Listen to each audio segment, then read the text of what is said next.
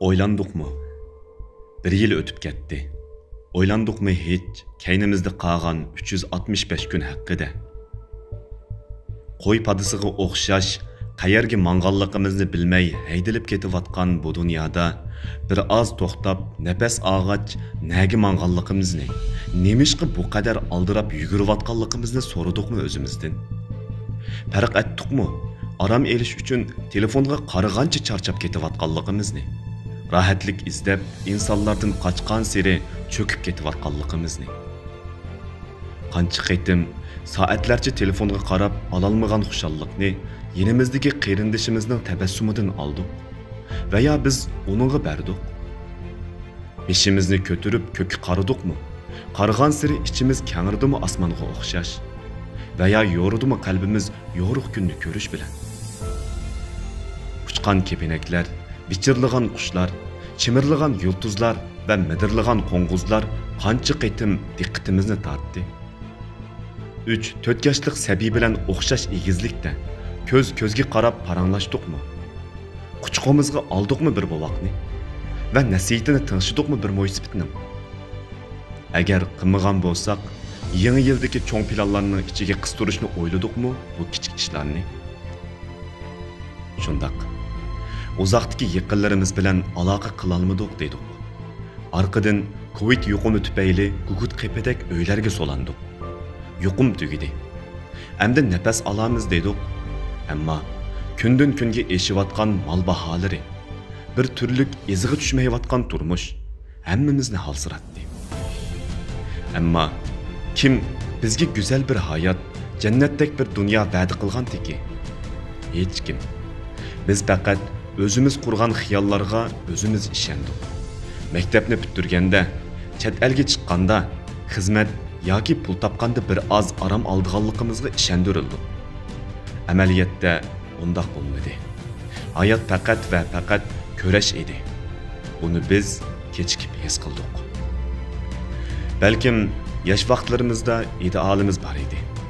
Uning uchun badal to'ladik. Yoki tasavvurimizdagi oshiqimizni, do'stimizni va yo cho'ng ko'radigan kishilarimizni real dunyodagi boshqa biriga yuklab, orqasidan yugurdik. Ba'zida kuchimizga, turuqimizga, go'zalligimizga, hatto pulimizga ishondik. Ammo balkim o'tgan yil bir oz sagidik va uyg'ondik. Hech qisi yo'q. Tartgan mushaqqatlar bizni yangi yil uchun pushurib, texmi qaysar qilib hozirladi. Chunki biz shuningga shohid bo'ldikki, har bir keladigan yil o'tgan yilga qaraganda texmi ko'p sinoq va fursatlarni ko'tarib keladi. Va bizdan kutidigani texmi kuchlik bir o'zimiz. Shundaq 365 kun o'tib ketdi va 8760 soat. Qancha minut kimning orqasidan gap qildik? Qancha qaytim o'zimiz bilib baxmagan boshqalarning imtihoni haqida baho berdik va qancha qaytim birdamlik ustunligimizga mast bo'lib qarshimizdagiga azor berdik. Faqat va faqat o'zimiz yaxshi his qilish uchun qilgan yaxshiligimizni qancha qaytim doq qildik. Ko'rsatib qilayotgan yaxshiligimizni boshqalar olqishlamaganligi va ya bizga yoshurun manfaat kelmaganligi uchun og'rindikmi? Chavak chaldikmi boshqalarning muvaffaqiyatiga? Bizden töven ahvaldagi tonuşumuzga yordam qilish oson, ammo tangtushlarimizning o'xshash palladan chiqqan sabdoshlarimizning g'alabasidan so'yindikmi? Ba'zida atrofimizdagi yaqinlarimizga tuyuqsiz paydo bo'lib qolgan negativ hislarimiz haqida qancha o'lishini o'zimizdan izladik va nafsimizni so'roqqa tortdikmi birar qitim? Hech o'ylandikmi? Millat uchun, din uchun qilayotgan xizmatlarimiz boshqa bir kuch orqamizda turmusimi? Maosh to'xtasimi va manfaatlar kesilsimi davomlashamdi. Hech foyda kutmasdan dini va vatani uchun badal to'lagan va to'layotgan oddiy insonlar xiyolimizga kiramdi. Yoki ularni pamsiz, o'zimizni ish uqidigan chog'lab qutuldikmi vijdon so'roqlaridan?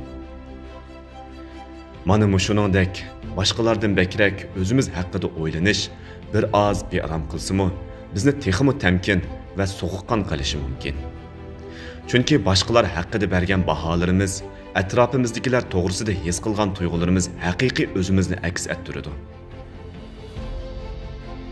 Şoңlашqa, yeni yılda beradigan muhabbet, ko'rsatadigan hurmat va qiladigan tirishchanliklarimizni hech kamaytmasdan, texmi ko'proq boshqalarning bizda paydo qilgan bearamligi, bergan rohatsizligi haqida o'zimizni markaz qilib, tuyg'ularimizni, harakatlarimizni so'roq qila olamiz.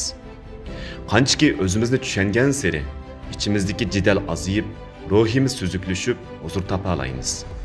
Chunki huzur sirtdan ichimizga emas, ichimizdan sirtqa taraydigan energiya. Shundaq, yep-yangi bir yil kelyapti. O'tgan yilimiz haqida hisob bera olmasligimiz mumkin. Hech vaqasi yo'q. Ammo yangi yil uchun plan tuzalaymiz. O'zimizni takomillashtirish uchun kitob o'qish, yangi muhit, yangi insonlar bilan tanishishga o'xshash ishlarni, bulturqi o'zimizdan yaxshi bo'lish uchun yillardir plan qilib qilinmayotgan amal ibodatlar va chiniqish jadvalimizni, millat va vatan uchun bo'lsa, o'xshamagan fikr, ko'z qarashlarga kang qo'rsaqlikni, yolg'on yavudoq gap va psixikasi benormallarning so'zini anglamaslikni bu yilgi yangi yillik planlarimizning ichiga sig'dirish bilan kelayotgan yilni kutib olaymiz. Yangi yilimizda boshqalarni kalva, o'zimizni bak aqlliq chaqlamay, musofirchilikning qiyinchiliklaridan qaqshimay, balkim ati ayrilib qoladigan qarindoshlarimizga ichimizda g'um saqlamay, kuchli millatlar orasida tik turish hammamizga nasib bo'lsin. Vatan o'g'li.